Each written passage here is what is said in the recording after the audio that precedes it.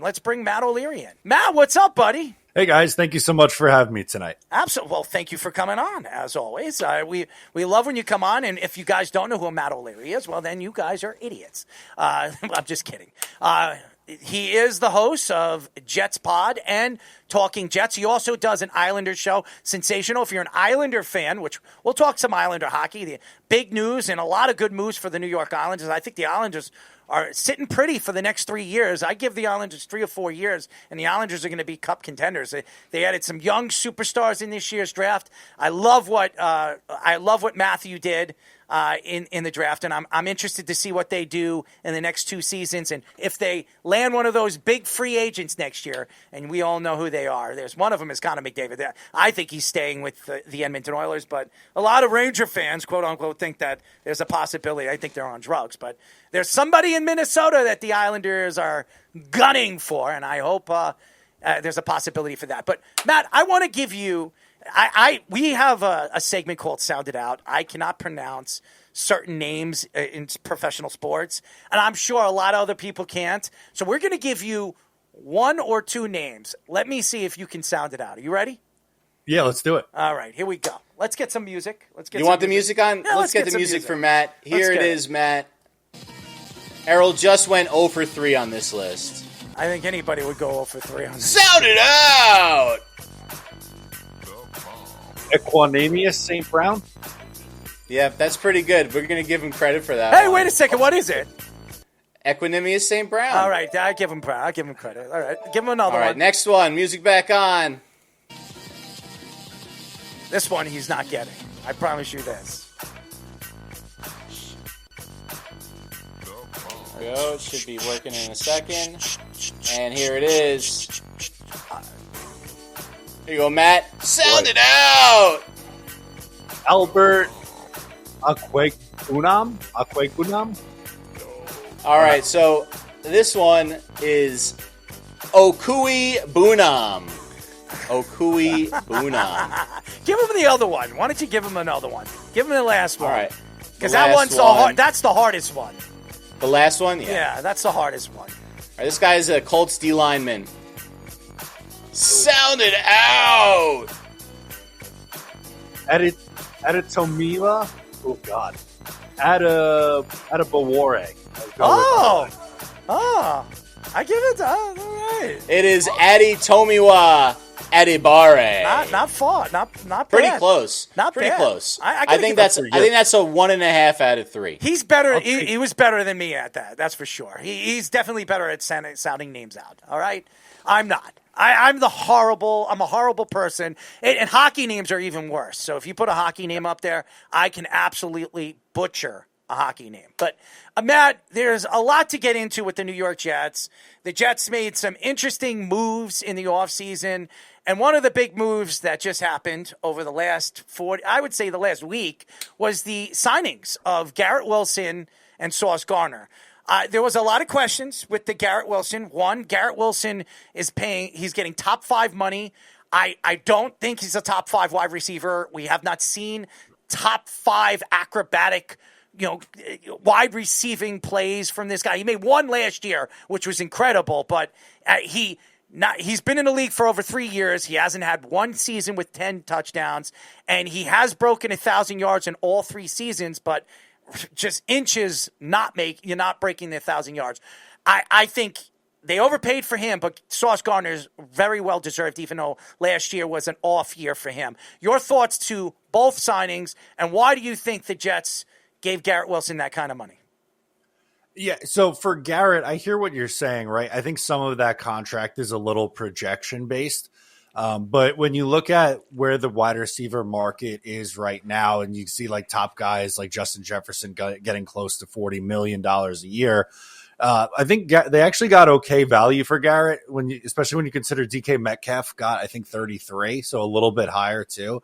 And I think Garrett's a better receiver than what DK is. But, 32.5, the cap's going up every year.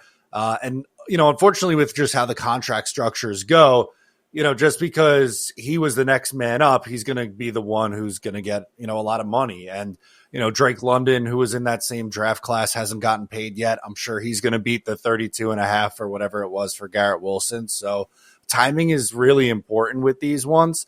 And you're right with Sauce. He gets paid, highest paid corner in the NFL, just $30.1 million, a little bit more than Derek Stingley got. I get it. He was coming off a little bit of a down year for his standard last year, but to me, you can't ignore the 2 All-Pro seasons that he had in his first 2 years.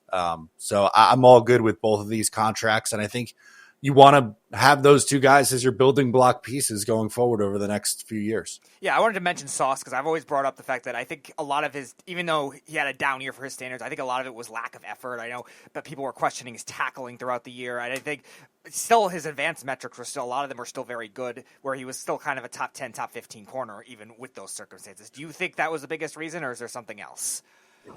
Yeah, I look at it that way too. The tackling, to me, was the biggest concern with him. He had, if you look at his stats last year, it was really only one not so great game against Tennessee. I think he gave up like 97 yards and a touchdown in that one. But other than that, he pretty much was locked down in coverage. I know a lot of people want to see him create more turnovers, and I think that's probably the next step in his development, and hopefully something that, his head coach, former cornerback Aaron Glenn, can help him with, improving and creating more turnovers. But I agree. I think even, to his standard, he wasn't, a top 3 guy, but he was still a top 10 corner.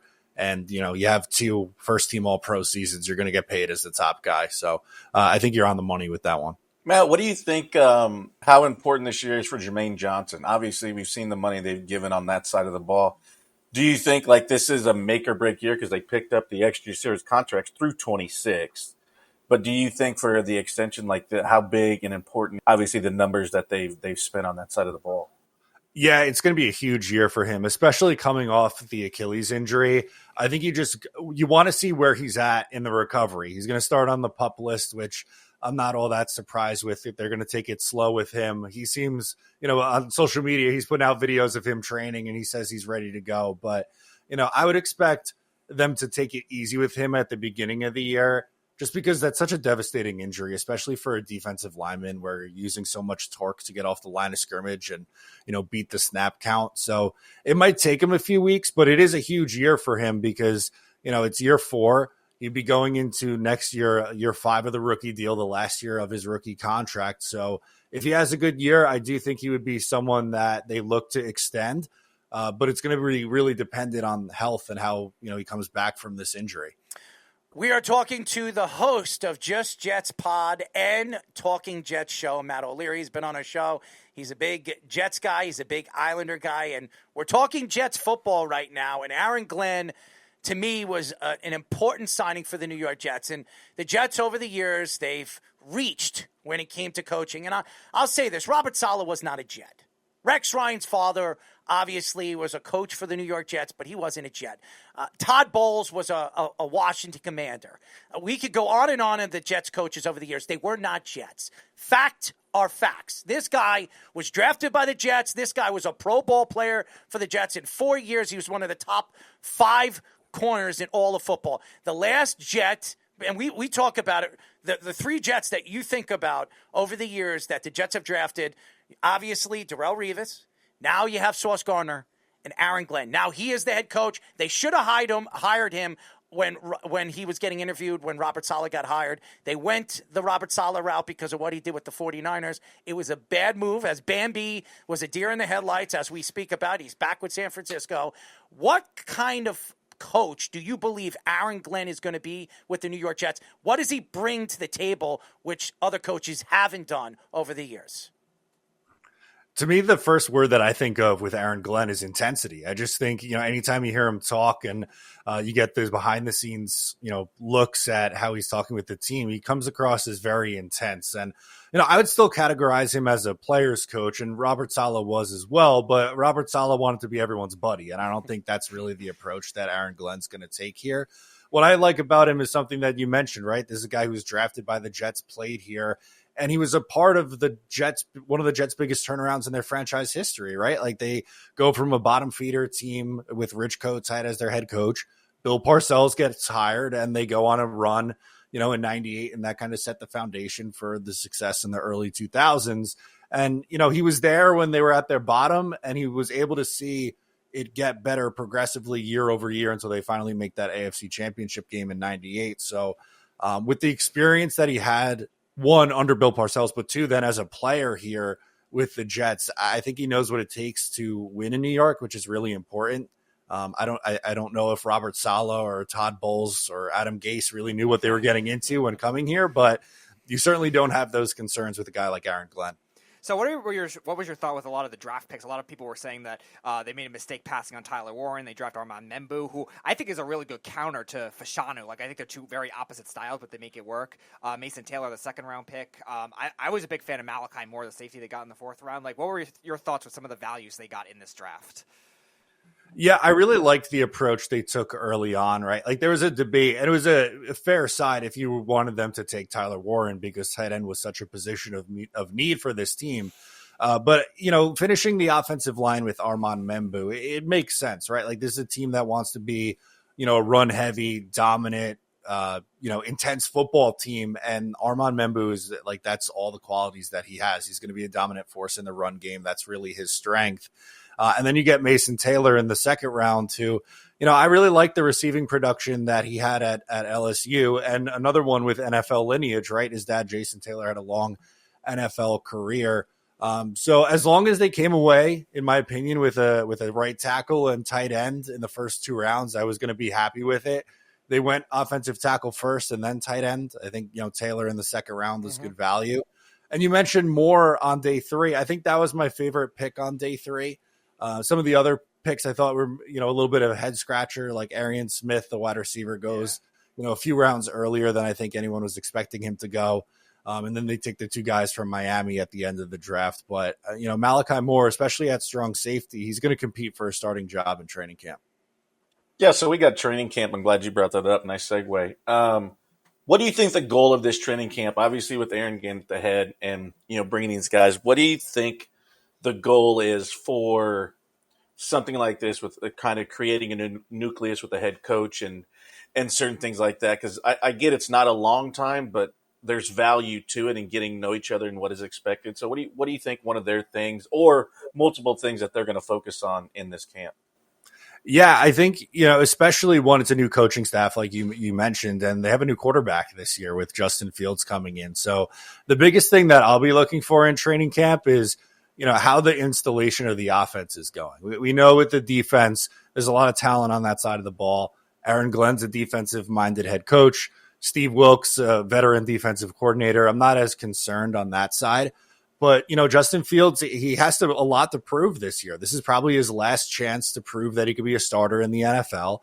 And you have a first-time offensive coordinator in Tanner Engstrand. So the thing I'll be keeping my eye on is just how well it seems like the offense is adapting. Because anytime you're installing a new offense, that's hard enough. But when you insert a new quarterback into the fold too, who has to build chemistry with these receivers here, that takes a little bit of time. He was never coached very well in Chicago. He was never coached very well in Pittsburgh. No offense to Mike Tomlin. He doesn't know how to develop quarterbacks. Let's be honest. He had Kenny Pickett there. Did he develop him? No. He didn't develop Ben Roethlisberger. So he had a great quarterback in Ben. He did win a championship with Ben. Good for him. But the guy has never gotten over the hump with the quarterbacks. As a matter of fact, 8 years in a row getting knocked out in the first round. So we all know what the Pittsburgh Steelers are. I think Justin Fields has been really thrown to the wolves over the last couple of years, not getting a chance. The Chicago Bears are an organization that added some pieces. They added more over there, but he never stayed healthy and never gave him a good offensive line. The offensive line was absolutely garbage. So Justin Fields is a running quarterback, and he really wasn't coached right. We've seen Lamar Jackson. Look at the Lamar Jackson we've seen over the years really develop into a pass-happy quarterback. When he came into the league from Louisville, what was he? He was a running quarterback that can throw, has a gun for an arm, but couldn't complete passes. Now look at him. He's one of the best passers in the league. If Justin Fields is put on the right roster with the right coach, I think he could develop. And by the way, Aaron Glenn, I heard before, and I knew Aaron Glenn was going to get hired because there were stories coming out that Aaron Glenn, when he went in his first interview, they asked him, where would you go for quarterback? And he said, the first move I would have, this is what I've heard from an inside source. If I were to make a move, I want Justin Fields. I played against Justin Fields. I think he would be a good fit over here the way we want to run the ball. And what did the Jets do once the free agency market opened up? And I called it, the first move they were going to make was bring in Justin Fields. So I expected that. The guy that I want to talk to you about was Will McDonald. Will McDonald had a sensational year taking over for Jermaine Johnson, who went down. Your thoughts to what this guy could be, because a lot of people took shots at the thought of bringing him in, drafting him as the 15th pick in the first round. Some people thought he was a early second round talent. What do you think Will McDonald could be as a stretch defensive end in this league? I think he's immensely talented, and we saw it last year as a pass rusher. What excites me about him this year is he finally put on a little bit more weight. I think he added 15 pounds in the offseason, which he could use it, and I don't think he's going to lose the speed off the edge. That's his calling card, but he wasn't very good against the run. That was part of the reason why he wasn't on the field as much earlier in his career. But the added weight should help him shedding blocks and being a little bit more of a factor in the run game. So honestly, entering his third year in the league, this could be someone who's becoming a more complete edge player, which again is important. It's nice to have someone who can give you 10 plus sacks, but if they're a liability in the run, are they going to be playing on early downs? Probably not as much. So I would expect his snap count to increase a lot this year, and I'm very confident in him taking another step in his development. So more sacks, better against the run, and just a better overall player in year 3. So this offense is now coming into this kind of Lions mold offense, and Aaron Glenn mentioned he wanted Justin Fields. He's played against him, actually played very well against the Lions defense a lot of the time. And obviously Breece Hall has been a feature running back at certain points, but the Lions always did the running back by committee with Montgomery and Gibbs and making that kind of thing work. Braylon Allen, third round pick last year. Like, do you expect that kind of approach offensively to be similar to the Lions, or do you think it'll be kind of their own niche still? Yeah, I do think it's going to be similar. You mentioned the two backs in Gibbs and Montgomery. I think the Jets are going to try to use Breece Hall and Braylon Allen as their own version of that duo, especially when they get down by the goal line. I would think that Braylon Allen as the bigger back is going to come in the short yardage situations. And, I thought earlier on in the season he looked good. There were points where it looked like he was taking a step forward, then kind of got a little bit quiet in the second half of the year. I know Breece probably didn't have the season that he wanted to last year. I really think a big reason for that was the offensive scheme just in general wasn't very good. And, the offensive line coach, Keith Carter, and how they schemed up the run game, I look at as a really big weakness. And, they're no longer here. It's a new offensive staff. And, I'm still holding on to my Breece Hall stock. I know he's going into last year of his deal. We'll see if they extend him or what they want to do there. But I think he could have a big season in this offense. Yeah, I'm glad you brought Hall up because, and as we talked about Jermaine Johnson earlier, when you're getting into different offenses, and especially in the last year of your contract, do you feel like they put more pressure to perform or to hey, what can I do to help this team win? Because you're going to run a double back set at some point, and especially going into your last contract year, basically. I mean, it's tough to do anytime because you do put pressure on yourself, but do you think it makes it a little harder going into it and trying to learn a new offense? Yeah, I would say that it definitely does because that's just an added extra factor weighing on his mind, right? Like there's no guarantee for him. And injuries have unfortunately been, a part of his career through the first few years of his career. He's been very, very banged up. So, there's nothing guaranteed. He needs to have a big season in order to cash in on that payday. But, also, and then you add on top of that too, like you said, he's learning a new offense, which, isn't easy. But as I was saying with, the new scheme that they're implementing, I think they're going to get back to running more of a wide zone rushing attack, which kind of fits his skill set more so than just running up the middle inside zone all day. I don't think was really, the best way to get the most out of him. And plus too, I think he'll be used more as a pass catcher, which he showed signs last year that he could do that very well. So I do, to answer your question, I do absolutely think that, the contract is something that could be weighing on him, and it does add, added pressure. I want to get into the New York Islanders. They had a sensational offseason. Their draft was first of all, I love what the NHL did, having the draft on television, actually watching the balls fall to the New York Islanders, how it felt. I actually watched your podcast after it all happened, and I saw how excited you were, and I saw that you wanted Higgins or Misa. I was looking at that too, but Schaefer is just that kind of talent. I even made a bet with somebody to take him to dinner because I just didn't think that the Islanders were going to go with Schaefer. And then I was reading stories about how he interviewed at the combine and how much they love this kid, what he did, the back end of his mother passing away. And as a young man, how he's growing so fast. He's 17, 18 years old, and they say he's like a 26, 27-year-old. This guy could be the future captain of the New York Islanders. And then making that trade, trading one of their young defensemen in Noah Dobson. I was at his draft. I interviewed him when he was drafted, where everybody thought he was the future for their defense. He's one of the better offensive defensemen in the league. As soon as they went with Schaefer, I knew they were going to move from Noah Dobson because they didn't want to pay him $9.5 million. And then there were stories coming out. I heard a story that at 4, with Utah sitting there, the Islanders reached out to Utah because they wanted to trade up. After trading Noah Dobson, they were sitting at, I think, 16 and 17. They wanted to move those picks and move somebody else to move up to 4 to get James Hagan. And Utah wanted Barzell. There was no way they were trading Barzell. That was the story. They were not doing that. Your thoughts to the Islanders draft, especially in the first round, where I think slam dunked the first round, and they added another defenseman at number 17, who a lot of people think is the steal of the draft. Yeah, I really loved the approach that they took. And you're right. With my initial reaction, I thought, okay, great. Like, get a goal scorer here. James Hagan's local kid. That would be a great story. Or Michael Misa scored, like 60 goals this past year. But the more the process went on, and whether it was the interviews or the stories that came out with Matthew Schaefer, it felt like there was a bit of a transition to, okay, like this kid's the obvious number one. And from there, like, he's such a good skater. You pulled up the video right here of him going coast to coast. That's such an important part of today's game for these defensemen. You have to be able to get the puck out of your own end. It was an issue that the Islanders had or have had for a really long time, and he's going to help with that. I think he's someone, as a number 1 overall pick, he's going to be a number 1 defenseman sooner rather than later. And then plus on top of that, after you trade Noah Dobson, you mentioned that you had, Victor Eklund, who a lot of people had in their top 10, fell to them at 16. And then Keishon Aitchison, he's just a massive human being. He throws the body around. He's not afraid to get physical. So they add, 2 additional prospects in. And then you get into the Brock Nelson trade from in season. You have another first-round pick next year. So you have 2 firsts next year, 3 from this year.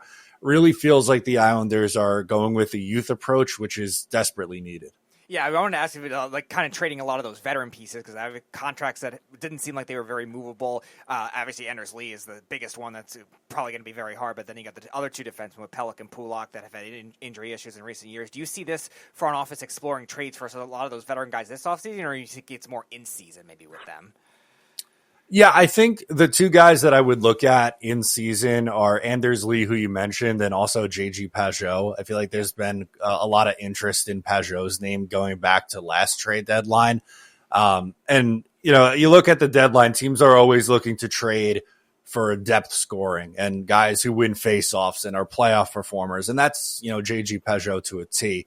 And you have Cal Ritchie, the prospect that you got in the Brock Nelson trade, who's knocking on the door. Mm-hmm. If he's ready at some point this year to get called up to the NHL, they're going to need to open up a spot in that forward group. And the next man out, I would think, would be JG Pageau via trade. I'd like to get your perspective because you cover both football and hockey. Do you prefer one or the other, or do you like the dynamics of how the sports are similar but different? Yeah, for me, I've been into football a lot longer, and that's been my number 1 sport for a lot longer that I've covered. So I just feel like I'm more comfortable with that. But I think the Stanley Cup playoffs are the best playoffs in all of sports. So I'm a little biased for that because I cover it. But it's just the intensity is really what I love about, and you could say in both sports too, in football and in hockey. But I think what sets hockey apart is what happens come playoff time and how it becomes a different game. I think it's an underrated sport. Like football is the number one here in the country, and a lot of people are basketball and baseball fans, and hockey's a little bit under the radar. But man, when it gets to playoff time, there's nothing better than playoff hockey. Don't you age like 7 years every playoffs just because it's so long and the intensity of it? Like, I get exhausted. I don't even have to cover it. Yeah, no, 100%. Like when the Islanders were going on their deep runs in 2020 and 2021, it felt like you said, losing years off your life watching those games and overtime. Sleeping games. Lou, that's what we called him, Sleeping Lou. Yep. The Lightning took out the Islanders and the Rangers twice in like 7 years. Matt, it's funny. Every time I'm around, every time I've been to an Islander, event, and I've been to quite a few of them, I get invited because obviously I host a radio show. I'm an Islanders guy, and I'm the voice of the Islanders on 103.9. So we do the pregame shows for them. So it's funny because when I go to these events, you see all the old Islanders. Nystrom's always there, and Bobby is so nice, so gracious. So I love having a conversation with him. Lou, it was a year ago, I went to an event. Lou shows up. He's so small, and he's so weird. He's standing in the middle of, once he walks in, he's standing right there. And you would think that everybody would be running to Lou Lamoriello because he's a Hall of Famer. He's won 3 Stanley Cups with the New Jersey Devils. I mean, he was the face, a.k.a. the New York Islanders, and nobody gave a crap. And I went up to Lou, and I'll never forget the story.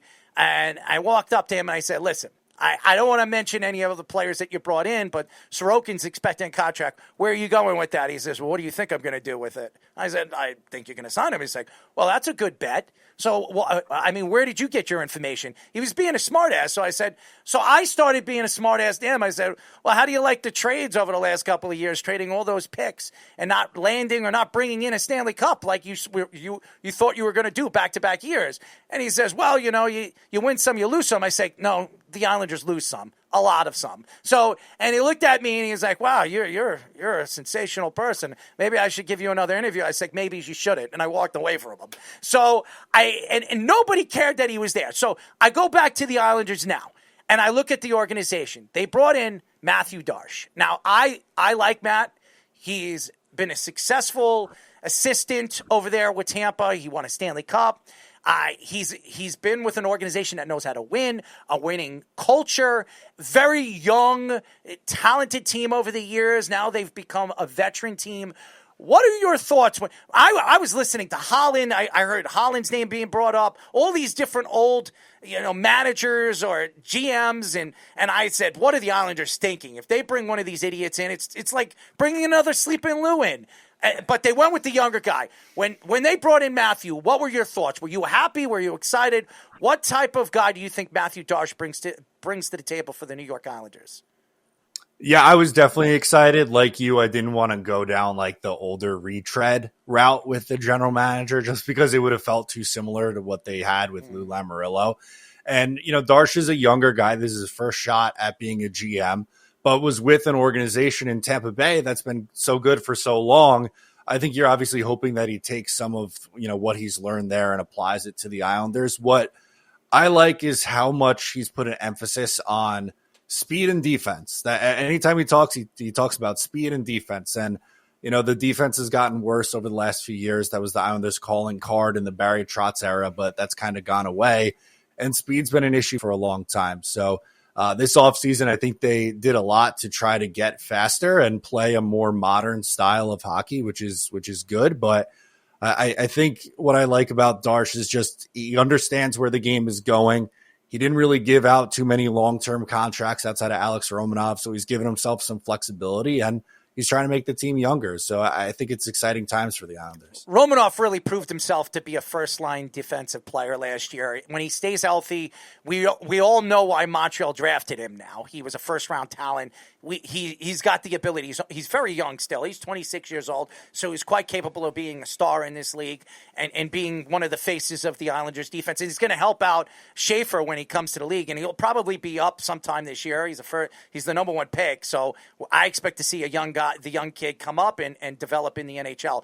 The one thing I could say, and there's a couple of guys that I want to see, and I love talking hockey with a guy that knows Islander hockey because I know Islander hockey because I speak about the Islanders. I know Joba could care less in certain ways. I mean, he knows some Rangers that he actually Joba was apartment based with Henrik Lundqvist. But Cole Yzerman is a guy I want to see. The Islanders drafted him a couple of years ago. He was, I think, the 19th or 21st pick. He was 17 when they drafted him. I think he's 19, going to be 20 this year. He's a guy that we were talking about Ricci, and a guy that is going to be called up sometime this year. Cole is still playing college hockey. I think Cole has a chance after this year to go to the AHL and maybe even be called up sometime at the end of the season, maybe early next season. Your thoughts to him, and where do the Islanders go with some of these old players? I don't want to see any of these old players anymore. I want to see Casey Zizekas gone. We saw that Manny Martin just retired. Thank God he retired. I don't want to see him on the ice anymore. Clutterbuck finally came out and retired. Thank God. I love you, Clutty, but I don't want to see him on the ice anymore. And the Pajot thing, I get rid of that contract. I can't stand watching. He's a great face-off guy. How many goals has this guy scored since he's been an Islander? I mean, seriously, it's absolutely pathetic. So the Cole Yzerman thing and all the other things that I just went through just absolutely sickens me. Yeah, so on Yzerman, I really am expecting big things from him in college. He showed it last year, and what I noticed most with him, his goals came in big spots. It felt like every time his team needed a goal, it was Cole Yzerman who's the one who's coming up with it, which I don't know. I kind of like that from a young player rising to the occasion and, playing in those tournaments at the collegiate level too. Like I know it's not the NHL, but that's high end hockey right there. And there's a lot of pressure for those kids. So I think, like you said, maybe the end of this year, depending on when his season in college ends, he might get a look. But he's another one who's knocking on the door. And I think he has, top six upside with the goal scoring ability. He should be someone who plays on a first or second line, maybe a winger for Matt Barzal finally who could score some goals. That'd be nice to have. Please. So I would absolutely love that. On some of the older guys, I'm with you. Pajot, I would be shocked if he made it past the trade deadline this year. I think it's really going to depend on how fast Cal Ritchie is developing and ready to make that call up. And, there's some other veterans that I'm sure they're looking to move to. Zizekas, one of them. I will say this, and if you're an Islander fan and Islander fans listening to the show right now, you shouldn't really question what the Islanders have done over the last month. I think the Islanders have slam dunked everything. They brought in this Russian kid who there was 8 teams gunning for him, and Speedy, you're better with Shabanov, who I'm bad with. I always pronounce his name like Shamnov or Shubnov or whatever the hell. Shabanov is a guy that the Rangers were interested in. Carolina was interested in him. Las Vegas was interested in him. I read how small he is, but speed is something that the Islanders are preaching. This guy, a lot of people compare his skills to a Panarin, a guy that can put the puck in the net. He has a tremendous ability of finding the net. Your thoughts why he picked the Islanders? Was it Sorokin? Or are the Islanders trying to make this the Russian Islanders? Because there's somebody in Minnesota, there are stories coming out that is very intrigued with the Islanders organization and what they've done so far this offseason. Yeah, it certainly feels that way with Maxim Shabanov this year. Maxim Siplikov last year comes over from the KHL. You have Romanov, Sorokin, Varlamov, too, a lot of Russians. So hopefully that leads, you've been hinting at it, to Kirill Kaprizov in the offseason. That'd be a lot of fun if he comes over from Minnesota. But yeah, Shabanov is a really interesting one. He's small, so some questions on if his game will translate to the NHL level, which is much more physical than it is over in the KHL. But there's no doubt that the goal scoring's there. He's a playmaker, too. He honestly gets some comparisons to Kirill Kaprizov, which would be great. Why not pair the two of them together? But he's someone that I think maybe starts on the third line, but if plays well, gets bumped up into the top 6, and hoping that he does play well. I never mentioned Kaprizov because I want to throw myself under the bus because I always jinx my teams and they never get the guy. But I think Kaprizov, if he leaves Minnesota, I don't see any other team where he wants to go and play besides the Islanders. I think the Islanders are really building it where if he has any interest, and the story is, what I've been reading, if Minnesota doesn't get this deal done before the preseason starts, he's not signing in the middle of the season. So he will go to free agency, and they believe that if he goes to free agency, he is not signing back. Even if they can give him the 8th year, he will not sign back with Minnesota, and he will go to free agency and go to the highest bidder. And the Islanders are they're making it available where the Islanders are going to be able to offer him $11 or $12 million, which could very much be the goal scorer they needed, the superstar they needed to add to their top 2 lines where they could be a success story. I'm going to tell you something. I want to ask you, because you know a lot about hockey, and I'm an Islander guy too. Matthew Barzal, and I love Matt. I think he's the best skater, second best skater right now in the NHL, right behind Connor McDavid. He is an unbelievable skater. I've never seen somebody gracious and fast and so good on the edges. He reminds me of Alexei Kovalov. Me and Mikey C went back and forth on the phone. If you don't know Mikey, he was my old partner on my show, and we used to argue all the time about certain players. He's a big hockey guy. Alexei Kovalov, if you look at his career, it's almost identical to Matthew Barzal's. It's now Alexei had over 300 and some odd goals, and Matthew Barzal doesn't have anything close to that. But the way they play their game, speed, puck handling skills, but could never find the net. It took him, I think he had one season with 40 goals. The rest of the seasons, I think he had one 30-goal season. That was it. Matthew Barzal hasn't even hit 30 goals yet. What are your thoughts to that comparison, Alexei Kovalov to Matthew Barzal? And I said that to Neil Smith, and he says, wow, that's a good comparison. Yeah. So... Yeah, I do like that. That's one that I haven't heard before, so this is the first time that I'm hearing it, but I do think it makes sense, right? Because you look at him as more of a playmaker, exactly like what Matthew Barzal is. You kind of laid it out there. He hasn't hit 30 goals. That would be the nice next step, but I think he needs to shoot more in order to get there. He's always looking for the pass first, and that's fine if he has someone who could pot 35, 40 goals on his line. They don't have someone like that to put with him, so it gets a little frustrating at times. And with the turnovers too, like the puck's on his stick a lot, so he's kind of prone to those turnovers. He's such a driver of offense, though. I think he's, such, useful piece for this team, but I like that comp. It's not one that I've heard of or thought of before, but I think it's a good one. Well, Matt, you got to invite us on the show. I can hook you up with some hockey information, especially Islanders, because me and Speedy's actually, when it comes to statistics and hockey, I mean, his knowledge in hockey is probably just as good as any sport. He plays in these fantasy leagues. He's just absolutely putrid. So he's just so bad at it. Hold on. He's bad. To put it in perspective, his partner, Mikey C, that he mentioned, we actually played, I didn't play last year, but we actually played in a 20-team category league for hockey. So you really have to know depth players in that league. I don't play fantasy besides football. I do play basketball, too. I'm pretty good at that. But these guys, they talk so much crap. They go back and forth. Oh, look at it. And then they have these different rules, like it's a PPR league or make sure that you cover rebounds and all this other. Nobody gives me the information until I draft, and then after the draft, why don't you draft big guys? I mean, it doesn't make sense. Rebounding and blocks are so very important in the league. Then why don't you say something before I drafted, you idiots? So I don't play in hockey leagues, but I know my hockey. I will say this: I'm terrible. I butcher hockey names more than any other sport. My agent, actually, when he listens to me talk hockey, he tells me all the time, dude, you gotta figure out these names, man. You gotta figure out how to pronounce these names if you want to talk hockey when it comes to, if you want to work on the NHL network. And I was like, dude, Brian, relax. Brian, if you listen to the show, that's why we have this segment sounded out. I just embarrassed the hell out of myself.